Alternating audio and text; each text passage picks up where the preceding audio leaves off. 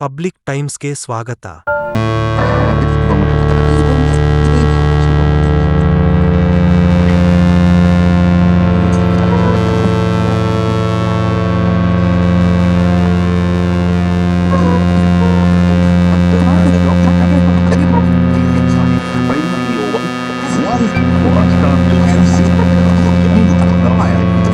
ಹೆದ್ದಾರಿಯಲ್ಲಿ ಲಾರಿ ಹಾಯ್ದು ಕುರಿಗಳು ಸಾವು ಎಷ್ಟು ಗೊತ್ತಾ ಅಬ್ಬಬ್ಬಾ.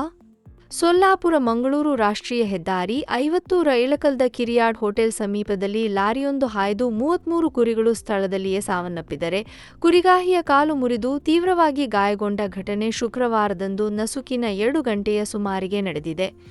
ರಾತ್ರಿಯ ಸಮಯದಲ್ಲಿ ರಸ್ತೆಯಲ್ಲಿ ಹೊರಟು ಕುರಿಗಳು ಕಾಣದೆ ಈ ದುರಂತ ಘಟನೆ ನಡೆದಿದೆ. ಸುಮಾರು 30ಕ್ಕೂ ಹೆಚ್ಚು ಕುರಿಗಳು ಗಾಯಗೊಂಡಿವೆ. ಯಾದಗಿರಿ ಜಿಲ್ಲೆಯ ಸುರಪುರ ತಾಲೂಕಿನ ಕೊಡಕೇಲ್ ಗ್ರಾಮದ ಕುರಿಗಾಹಿ ರಾಯಪ್ಪ ಕಾಲು ಮುರಿದುಕೊಂಡು ಬಾಗಲಕೋಟೆ ಸರಕಾರಿ ಆಸ್ಪತ್ರೆಗೆ ಸೇರಿದ್ದಾನೆ.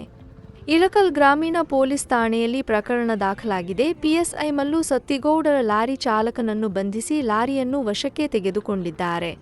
ಕುರಿ ಮಾಂಸಕ್ಕೆ ಜನರ ಗದ್ದಲ್. ಅಪಘಾತದಲ್ಲಿ ಸಾವಿಗೀಡಾದ ಕುರಿಗಳ ಮಾಂಸಕ್ಕಾಗಿ ಹಲವಾರು ಜನರು ಸ್ಥಳದಲ್ಲಿ ಸೇರಿ ಅದನ್ನು ತೆಗೆದುಕೊಂಡು ಹೋಗುತ್ತಿದ್ದ ದೃಶ್ಯಗಳು ಅಲ್ಲಿ